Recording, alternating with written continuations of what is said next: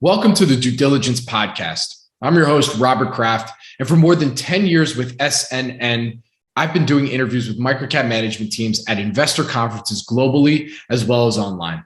Our SNN Live CEO video interviews are meant to pique interest, and then one can discover more by going to that company website. But personally, I always have more questions I want to ask.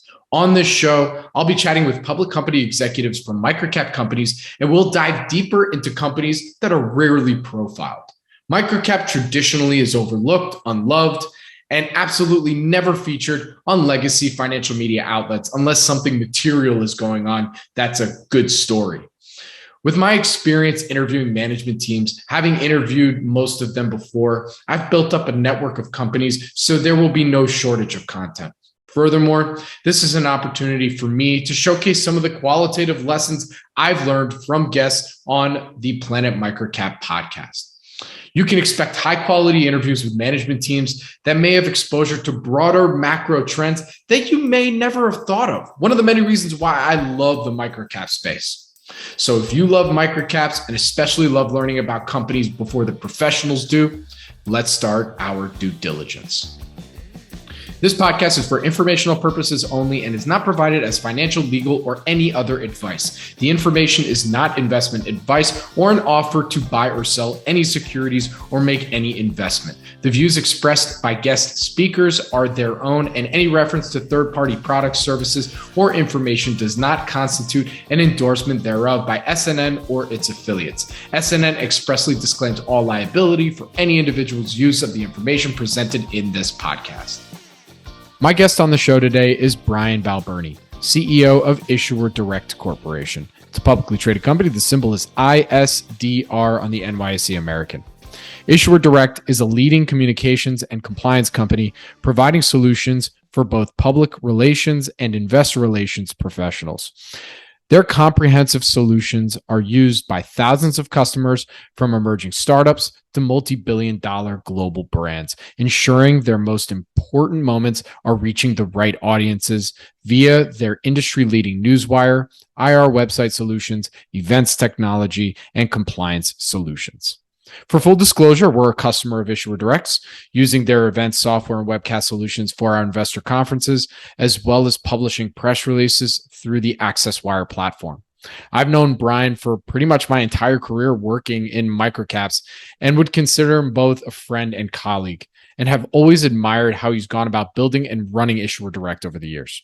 We've done a couple interviews over the years, but thought it was time for us to geek out on the media and news business, as well as discuss Issuer Direct's just announced acquisition of Newswire and what the biggest acquisition in the company's history means for them moving forward, the ins and outs of the press release and news distribution business and industry, lessons learned from mistakes made, and what inspired the founding of Issuer Direct, and Brian's vision for the company in 3 to 5 years.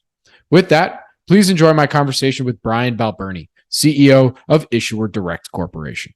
Brian, thank you for joining me today. How are you doing? Good, man. Bobby, thank you so much. I love doing this stuff with you, and this is fun, and it's good for a Friday afternoon. That's awesome. Thank you. Hey, it's not bad for a Friday afternoon after the day after announcing the biggest acquisition in the company's history either. We're recording this on November 4th, just 2022 for reference. So not bad timing. It is very good timing, coincidental, actually, right? Sometimes you don't know when a deal's going to close, right? And we've been working hard on this one for a couple of months, and this is truly a not only an accretive but a transformational deal for us. It gives us an opportunity to scale thousands of additional customers, new products, great revenue streams, reoccurring nature revenue streams, really good people, which is, I think, the most important part of this, right? Is finding good people that know and understand the industry, understand how to service and love a customer, and how to generate good revenues with wonderful, reoccurring, profitable business. For sure. And we're going to dig into that in a second. But for those that, let's just give people a quick picture of Issuer Direct first before we get into the acquisition. So, I ask everybody on here, can you give us that one line that best describes Issuer Direct? Yeah, it's really easy. We are the public company. We help public companies comply and communicate with the markets, shareholders, interested parties, investors, exchanges. We provide all of the technologies in order to make their messages come to life. Very good. All right. The public company. That's good, man. Listen, we've known each other forever. I've never heard the public company. That's good. Yeah. So as we've been alluding to, the company announced this acquisition yesterday. It's an acquisition of Newswire. Yes. It's funny because look, like I said, we've known each other forever. I think when the company announced back, I think what was it, the end of 2018 when you did the raise, I think everybody and their mother was like, all right, when are they doing the big one? When's it coming? Yeah. This is it, right? This is the big one. Yeah, and it is, although yesterday's announcement was exciting for us, it also gives me an opportunity to breathe a sigh of relief that, yes, finally, we were able to use the capital raised back then. And look, I think it's fair.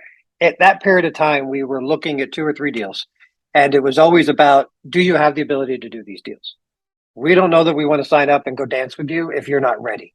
And so we made the decision at that point to go raise the capital to prove to these individuals and these companies that we had the bandwidth and the powder to do it.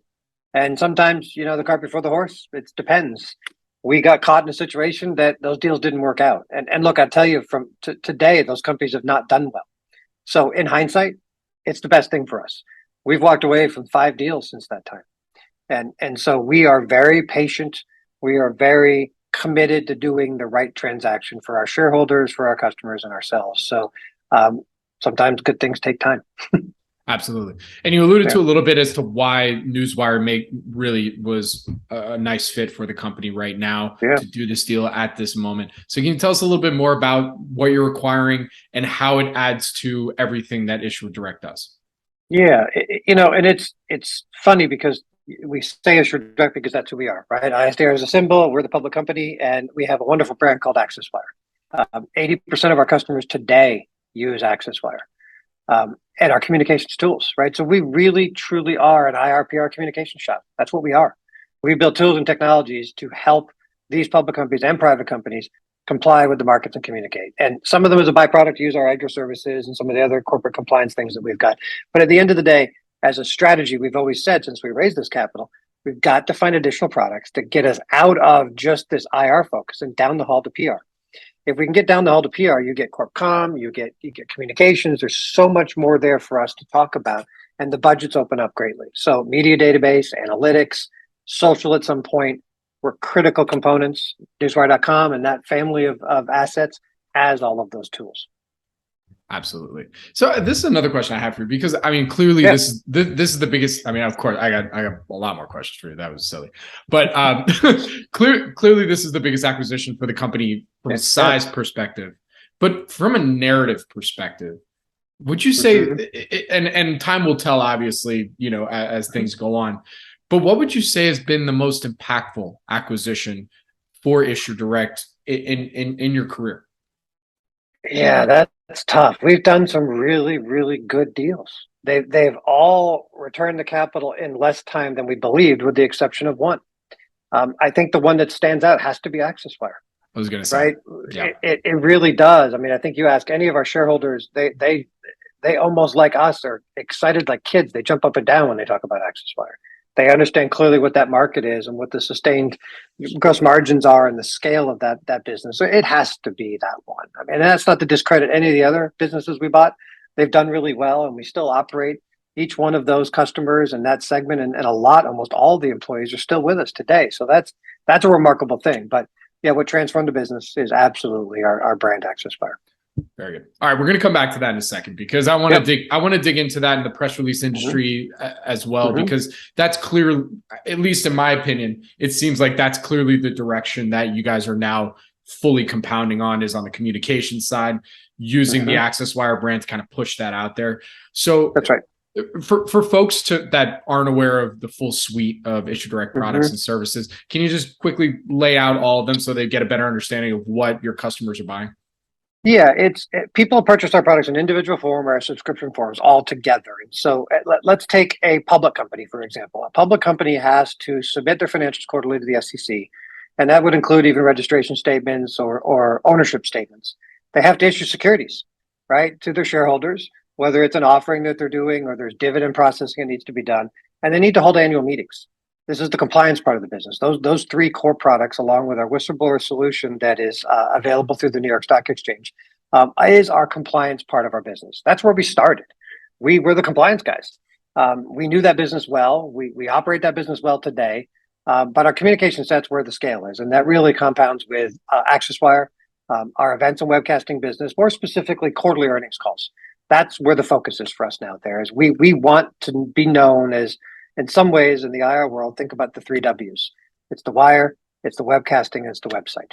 And so that IR website component, along with our newsrooms, is the other piece of what our communications business is. And that be told, that sounds great, right? And Bobby, you know me in the sense that, so what? But you're still missing a whole bunch more, right? And that's what we had to figure out. And that's what this journey's been for us, is how do we go find database analytics and all these other wonderful things that customers want and spend money on? And I'm not talking spend a couple thousand. They spend $5,000 to $10,000 more a year. And that's within our sweet spot today. So we theoretically, if we move our products successfully into all of our customers paying for subscriptions today, we'll double our subscription revenues on our customer basis. That is the transformational part of this deal. Absolutely. So let's get into the press release industry a little bit as well, because I think I mean, I remember when I first started looking into the press release, just industry as a whole, and like starting to put out press releases. And for full disclosure, we use Accesswire for press releases. We also use you guys for events, the event software and webcasting as well. Just, we got to make sure, compliance, Bob, I got to put that out there. Thank you. That's right. But what I'm really getting to is is the moat around the press release industry and why it's not so easy, even with Reg FD out there saying where companies can technically, as long as they disclose whether on their website saying, hey, we put out our news just on our websites, just on social media, they're technically Reg FD compliant. But yet, there's still the press release industry and the idea of the press release industry and potentially this moat around it. So can you explain a little bit more about just how the industry works, the moat around it, and why, you can do this with Reg FD, but why folks are still using press releases? Yeah, it's the same analogy that when somebody says, hey, I saw your press release, always ask them where. And 80% of these people say Yahoo Finance, right? They don't say Twitter, or they don't say TikTok or something else on a social platform, or they don't say their corporate website or an alert. The reality is that all of us are still conditioned to go to the media to get news, whether written by a company or written by the New York Times or somebody else that's a writer or publisher there. They still are gravitated towards what companies utilize as a press release, which is a communication piece of information that's transmitted through a secure platform to Bloomberg, to the Associated Press, to all the brokerage terminals, and all the news outlets around the world. That's a trusted custody of information. And providers, disseminators trust that custody of information.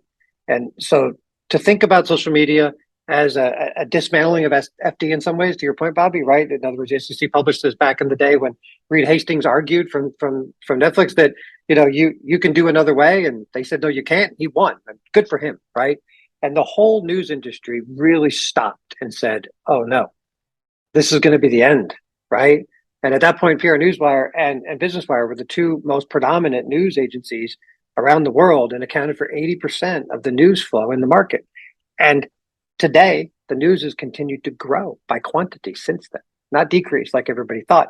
So for us, getting into this business was never about thinking that the news business was going to grow in double digit, meaning the industry. Us, yes, because it needs to. But the industry, it wouldn't. What we did understand clearly is the news outlet, Twitter, any other social media platform, as well as direct message delivery, right? That push notification to an interested group of people, whether it's text or email, is just a medium, right? And you have to put all the mediums together in a good corporate communication strategy.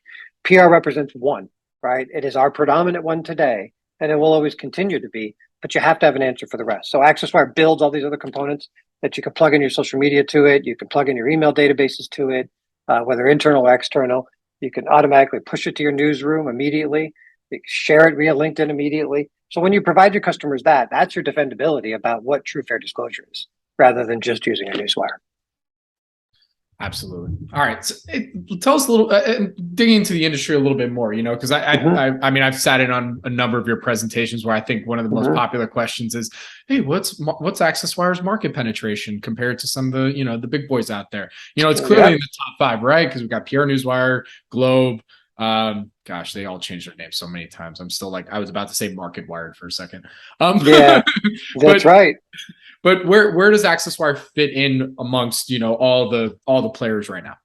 It's funny when you say that, because your exact comment is like everybody else. It's like, I currently use MarketWire, Globe. I don't know what their name is. And look, in fairness, they're a good group of people. I know a bunch of people that work over there, that they have a good product platform, right? It's called Notified.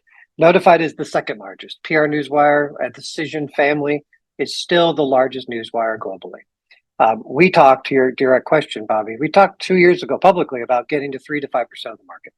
And I know for folks that, it may seem underwhelming. In fairness, somebody says, wow, you can get to 3 to 5% of market penetration. Good for you. Can you get to 20%? Because then you're material. But the reality is the industry doesn't create newswires every day. If there was, I mean, you're talking 100 years since PR Newswire has been around. And then a couple of years later, Business Wire came about, and then the others followed. And since then, there's been nothing else, because it is extremely difficult to get into this business, to build distribution, and have that chain of custody and trust to be that, newswire that every agency talks about. So look, for us, we were on track to get to 5% by the end of next year. That was the kind of the guidance that we provided. The Newswire transaction got us there. So by the end of this year, we're going to be at our 5%. So for us now, it's not let's get to 6. It's how do we get to 10? And that's the most important thing. Sadly for Business Wire, they continue to drop in market share. They're now the 3rd largest, and we're the 4th, to answer your question. There's likely 1 or 2 others in North America that are around in the industry that account for about 1% of the market. But by vast majority, the 3 largest really account for the bulk of the news. And every day, good for us and not for them, but we take customer share from each one of them every single day. Absolutely. And, as you just mentioned, now that we got to, hopefully get to the 5, or whatever you announce it, all that stuff. And then the next goal is that 10%. What's the strategy to get there? So before I talk about the strategy to get there, I'm going to tell you the reasons why for the deal and how we get there, right? Because I think they tie together. When our sales team goes into an account, a prospect, and they talk to them about our communications platform, customers are very intrigued by the user interface, the ease of how to develop a news story and publish it, and how to build a newsroom and everything else. And then the natural question is, where's your media database and analytics products? And I'm currently using Cision today, or I'm currently using Meltwater, I'm currently using Muckrack, or now Propel, because Josh and those guys have done, or Zach and those guys rather, have done a good job. And, unfortunately, we don't have it. So 75% of the prospects that we build relationships with do never engage us because we don't have a full suite. Right. So that's been the impediment for growth. It's slowed our growth down because of it. Now that we have the makings of the majority of what we just talked about, we're going to be able to put ourselves at a seat at the table longer. Not to say we're going to sell everyone, because we're not, right? But we're going to have a bigger opportunity to grow quicker. So that comment directly bolts into what the strategy is to flip the business on its head and take database analytics, newsroom, Newswire, and bundle them up in a very easy to use MRR product where customers come in, subscribe, and go, right? Get the number of media personalities they want, right? Buy credits, get it. The analytic alerts that they need to drive, defendability to their PR and IR folks, that they've got folks interested. Plug in their investor database, have a campaign manager right there, and the ability to run up to a certain amount of press releases, whatever they want for a given year. And they just pay one flat rate. That's what the market wants. That's what I want. It's just easy. Right. And to look at the end of 6 months, if I don't want anymore, turn it off. Be done. Right. If you don't have any value, we don't want to shackle a customer. Right. You want to provide good value for a good, fair price and deliver beyond their expectations. If they're not getting it, let them go. Right. Let them go do something else. And our customer numbers will speak for themselves when it comes to how we love them and what we do. So that's going to be the strategy of how we get there. And look, I tell you, if you go back and look at some of the content we put out over the last 24 hours, Newswire in their history has done work with over 20,000 customers. Right, that's impressive, because the news industry is a little transient. They come and they go. That's what it is. But they've got 3,500 stable customers, just like we do. Right, we've got 3,000 plus stable customers. So they're proving that business. Right, and for us, to continue our subscription model and keep pushing that is exactly where we're headed. That will get us to 10% in, say, 2.5 more years. Absolutely. So I want to dig into the media analytics side, that portion, because that clearly was kind of, like you just said, you had the 75%. They're like, hey, we want this. And you guys didn't have it. Now you guys have, what about that component of the offering? And you kind of alluded to it already, but what about that one component is so important to those IR and PR professionals that hopefully now they'll then, for your sake, for all your potential shareholders here, why they'll then convert some of those customers, and because you have that. Yeah, I mean, look, I call it mentions is what it should be. The product shouldn't be called analytics. It should be mentioned reporting, right? As a PR exec, even an IR exec, right? IR firms too, you have to have defendability to your client. And if you're an external practitioner, I say your client, but when you're internal PR or corp comm, your client's the CEO or CFO or somebody you're reporting to, or the CMO, that you've got to prove that the budget you have to tell your company story is getting the eyeballs and the audience that you need. So this mentioning system is what I really refer to it as, is that I build out my campaign, right? And this is one of the things that Newswire does well with their Media Advantage plan, is they determine quickly the keywords, the execs, the product offering names, everything that they can, and they build a system that's scouring the internet like crazy every single second of the day, looking for those mentions. So did a journalist or a publisher or a blogger or a social media person tag, say, or do something that the company needs? So if I'm the PR exec, I can then look at a report and said, I ran a press release yesterday. I had 3,700 people click and engage it. I had 1,800 people share or exchange content about the things that I care about most. And now here are who these people are. So I built an audience, right? There's the value to that. And eventually what that turns into is earned media, right? That's the other side of this that becomes very powerful, because we as companies, right, public or private, we're fighting for eyeballs all the time, right? And if I write a content piece and I put it out there in a blog, or I put it out there on Fortune or whatever, I'm going to get a certain amount of engagement. But if I've got a Wall Street Journal reporter coming to me saying, hey, I'm covering a story in this sector, and you said a few things in your last article, I want to interview you and talk about it, that earned media component is worth tenfold. And in some companies, that earned media piece and that publicity could be worth 6 figures to them, because it would take them that much spend to go get that much of an audience to learn about their business. So that's where that mention analytics system really becomes important. And also that much more work for the PR professional too. Let's be real, right? That's right. Yes.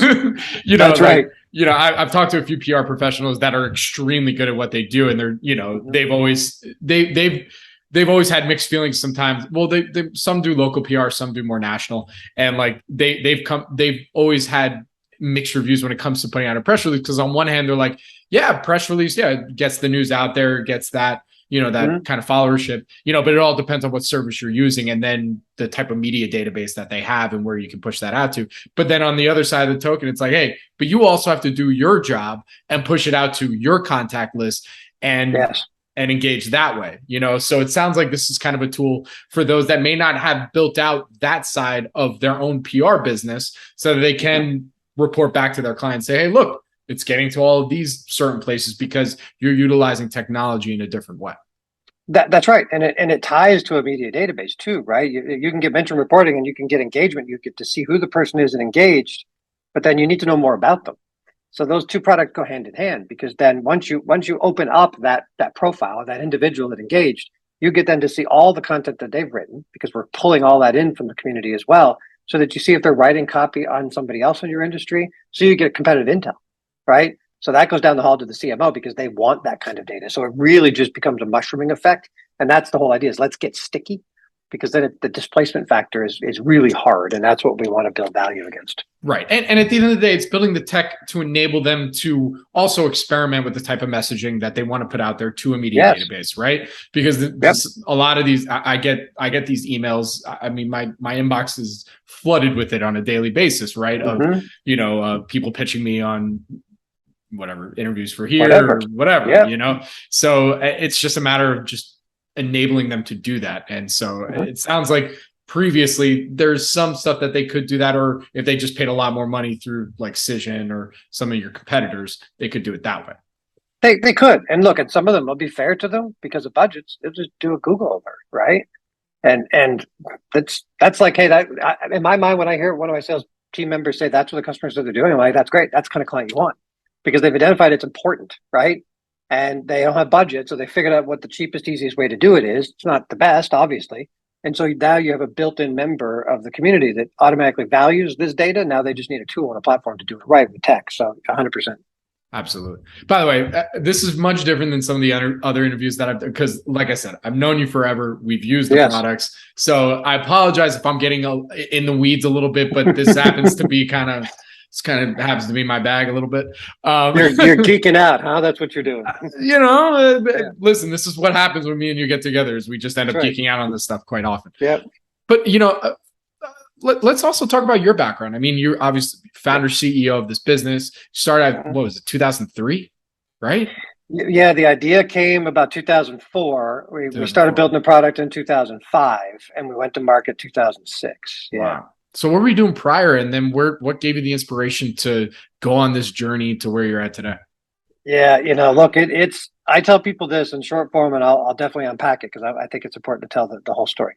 Sometimes out of something bad comes something good, right? And that's the reality for a lot of things in life, right? Good or bad, that's what it is. I actually moved to North Carolina for a small public company that became the chief operating officer for that. A group of investors I knew put money into a deal, thought that the technology was worth something. They wanted to find a CEO. They raised a bunch of money. They found a CEO. I got them compliant because that's my background. We raised a little bit of capital. The CEO swelled the business to 250, 300 people with just a couple few $1 million in revenue. Jumped the revenue to, I don't know, call it 12 or $15 million, raised more money and split down with the cash. And that's a sobering thing, right? Because you brought your network of people in, you hired people that you knew and they trusted you, had no money to pay them, right? Money was gone. The last dollars that were invested was part of my network. So that I've damaged my professional credibility as well. Look, the long story short is we were able to get back everybody's money. We were able to put the technology in the hands of the employees to settle those claims. And it set me down a path to make sure that this didn't happen to anybody else. So I started a company called Catapult Consulting. It was a Sarbanes-Oxley consulting business. And that was right around the time that Sarbanes was coming about. And it really was about making sure that officers and directors and board members, did everybody alike that was involved in this fiduciary responsibility to protect the balance sheet, the assets, and the shareholder, and run the business correctly with rules and regs from SOX. So I built that practice. And look, it was rewarding. And I think as much as we generated a significant amount of revenue, we had dozens of consultants in the field doing it. It was like therapy to me, right? It got my mind back to what mattered most. And then became the architecting and ideas of what IssuerDirect became. We built out the plan on paper, built out the strategy over a period of a couple months. A good friend of mine introduced me, one of his classmates at Duke, that they went to MBA school together. And next thing I know, the next day I'm in business with this guy I barely know. It was great. I was like a teenager all over again. I was having a ball. We were working 18-hour days, building tech. We both had a tech background. We both had a good business head. And we went and had fun. And the reality is that Jim was looking for something else different in life. And so after a year, he went his own way and I stayed the path in this. And it's been probably the most rewarding business I've ever been involved with in my entire life. Very cool.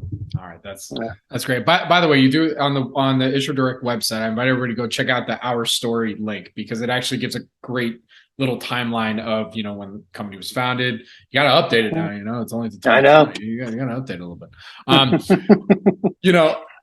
Another question I have for you, like you said, the company's been acquisitive, right? That's been one of the strategies for growth, is growth through acquisition, and finding value creative opportunities out there. To play devil's advocate here, so that we're not just doing a full, kiss ass session here and congratulatory situation. If you had to look back, what would you say? Would you say there was any missteps or any acquisitions that you made that you're like, I don't know, in hindsight, I don't know, or how the deals were structured? Love to hear your thoughts there. Missteps? Yes, 100%. It's a great question. I mean, look, nobody's perfect, man, right? It's like, look, and you're fortunate enough to have a wonderful family. You have 2 young kids now. It's like having a family. There's no book for it, right? You don't wake up every day because the kid is crying a certain way. You know exactly what it is. You don't go to page 56 to know what to do, right? It's that instinct that you become better at it every day. And starting a business in an industry like this is exactly that. You're going to make mistakes, right? We've done bad deals, we've done good deals from customers. We've thought we bought good tech and we didn't. I'll tell you one. This is, look, I'll poke fun at myself now because you asked, right? when XBRL came about, we had this, what I thought at the time was a wonderful strategy to plug in all these, what they call taxonomies, right? I don't want to get into the technical term, but basically it's a bit of code that matches to a financial statement value. And we're like, well, if we just bought some accounting software, we could build it all together. Our customers would use that. They'll get rid of all their accounting systems and use our systems, and we'll be able to run the world.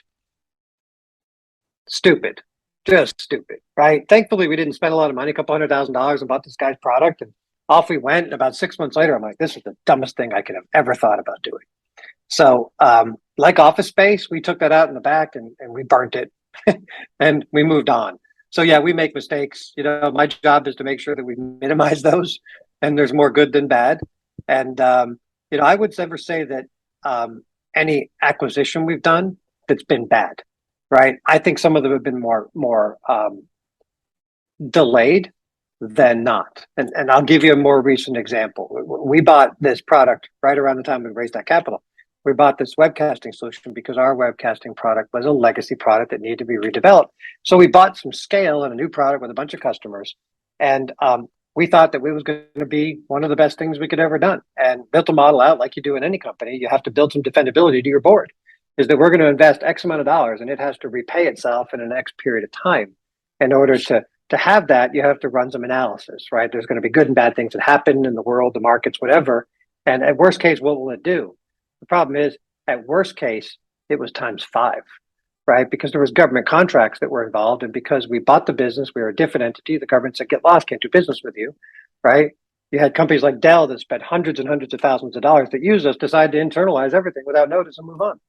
Next thing you know, we bought a business that was 30% down in revenue with all the same customers and all the same employees and infrastructure costs. You know what that means. Yep. So we were candidly in 2019 staring down the barrel of having ourselves just a really good webcast product, but with not what we thought we bought. It's not the people weren't the problem. They're great people. Then COVID happened, right? Yeah. And because of COVID, sadly, we accelerated the repayment on that deal because everybody went virtual. They need webcasts, right? Every bank, we're doing deal, not deal roadshows, fireside chats, virtual, this, right? Virtual events and conferences. And our team were just running all the time. That's what they did, 18 hours a day, and so again, like my original comment earlier, something bad, something good happens. And so that's a great example. But look, hopefully we're getting better at this. And we're not going to have those mistakes, but hey, look, we're human, right? Good news is we generate a ton of cash here. So we've got a little bit of cushion when you do make a mistake. Absolutely. Yeah. Let's talk about that, in terms of how you actually run the business from a corporate perspective, because on one hand, there's quite a few, in essence, you're a SaaS company in many respects, right? Mm-hmm. Yep. And that's kind of been one of the biggest pitfalls for a lot of these SaaS businesses, is that, it's just been growth, at the expense of showing a profit, or, just being just break even, there's all of them are at a loss. So how did you balance this wanting to grow, the growth strategy, while also making sure that the company was generating cash? Yeah, look, I think it comes from the people that run the business. You have to figure out what you want, right? What are you after? And are you after this hockey stick kind of a boom of revenue growth that you get to what one would define as critical mass and penetration without a regard for fiscal responsibility, right? Let's be fair. Those models work. I'm not suggesting they don't, right? There are hundreds or thousands of cases that those work. We came at this from a different angle. We want to build a fundamentally strong business from the ground up, and everything we do has to be profitable. It has to make sense, and it has to fit our ideal situation and what our outcomes need to be in the years to come. So yeah, everything we do is with a P&L responsibility of profitability, absolutely everything.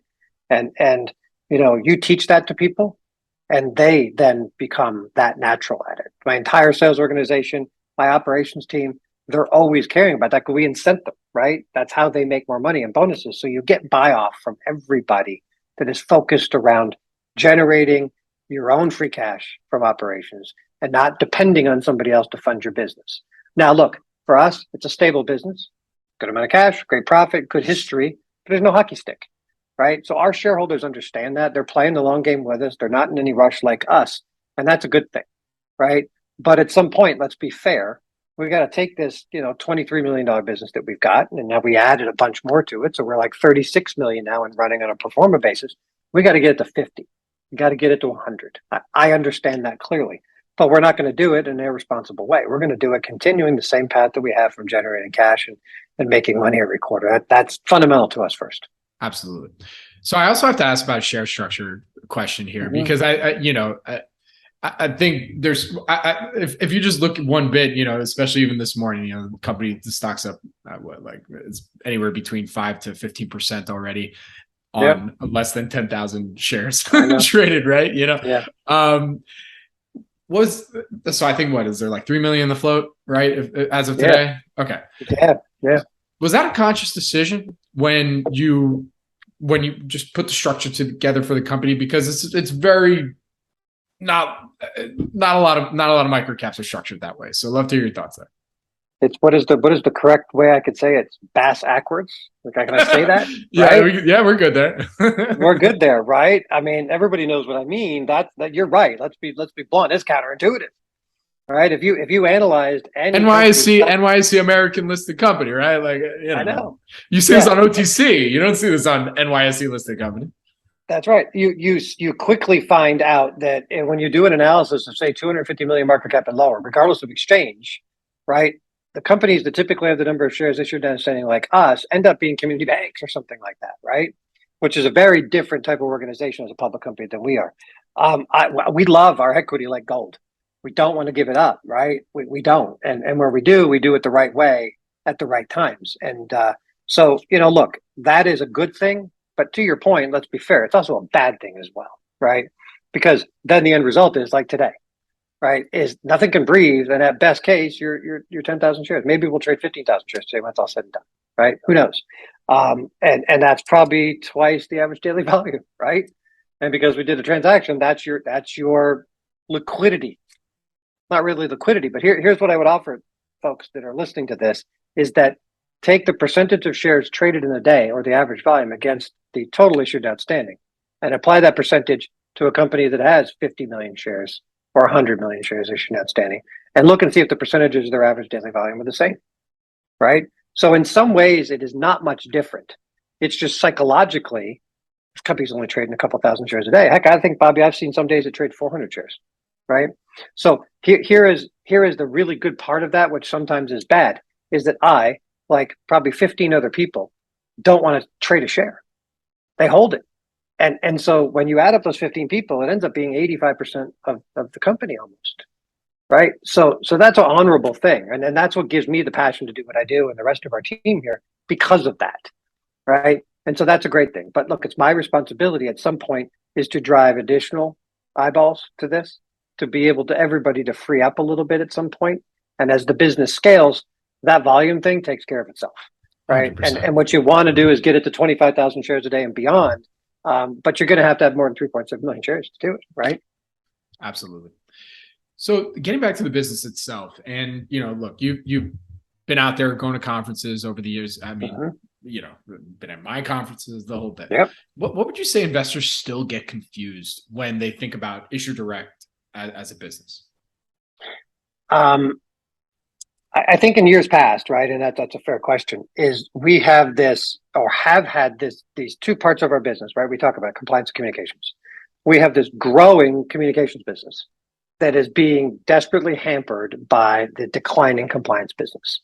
And from an investment thesis perspective, folks will think about it as a curves crossing model, right? You've got one going up and then the other one going down.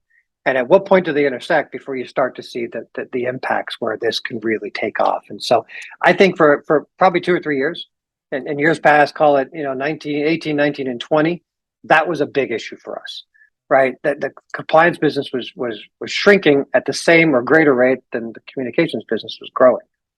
So we had to unpack it quite a bit and start talking more about the communications business. When people started to see it, that's when the value drivers came off. And people are like, well, let the compliance business go. Just operate it, but let's focus in on this. And that's exactly what we're doing. And that's where we need to continue to do that. So that's been difficult for us. I think the other part of it is, candidly, is our disclosures, right? Again, talk about mistakes, right? I think that we agonize over the stupidest things, and we need to become a lot more human about some of these things and open up a lot more to everybody, right? We talk about the average revenue per customer, and people look at that and they say, well, wait, it grew to $7,700, whatever the number is, times the 30 some odd hundred customers. And they're like, wait a minute, that's not the revenue. And then you have to unpack it and say, well, no, those are just the subscribers, right? Those are the 971 customers that subscribe to the product. But there's still a couple thousand other people that buy other things, onesie twosies. And so that's when everything comes off and people are like, wait a minute, I'm confused now. So you're a tech company, you're a SaaS business, you're not even getting multiple value for that, right? Or not. But the heck are the other people buying? So I think we need to do a better job telling people that, and that would help, right? And again, that's something that we have to get better at. Absolutely. So, going along not necessarily the mistakes, but kind of looking ahead, again, playing the devil's advocate side of things, made big acquisitions today, pro forma basis, going to 36 million, what would you say then are the company's downside risks when you think about all the, where you want to be at some point? That's a tough question. I think that the market environment is going to play that out for us. I think, I'm just going to be fair enough to say that. I would tell you, if I go back to 2008, right, and nobody knew what the world was going to be. And we grew our business like crazy. We didn't think we were going to. We literally were looking at each other like everybody else was. You remember these times, right? Talking to Shelley and other people in the industry, and you're just like, oh boy, this is going to be a ride. And you take it very personal. And we were very fortunate. We grew as a result of it, right? And I think we're insulated from that. If this happens again, like everybody thinks it's going to happen, next year. And so, I think that, not to shortchange the answer to the question. I think I'm just going to keep my head down and do my thing, right? And protect everything that I've got, and be sure for our team, our company, and our shareholders that we're agile enough to move around regardless of what happens, right? And see what happens. For sure. Is one of the potential risks is like, the PRIR professionals tightening up the purse strings, or is that where you feel the moat is that, even in a down market like these, especially on the public company side, they still need to put out their news. They still need to do their, yeah. Is that the thought process? It is. Yeah. That's always been our thought process, right? You can't stop storytelling. You just can't, right? If anything, one would argue to do it more when markets are uncertain or there is, kind of turbulence in something. So look at what happened in COVID, right? People continue to do more and more because of that reason. So I think in some ways, to use your word, and maybe, it doesn't apply perfectly to us, but it does insulate us a little bit.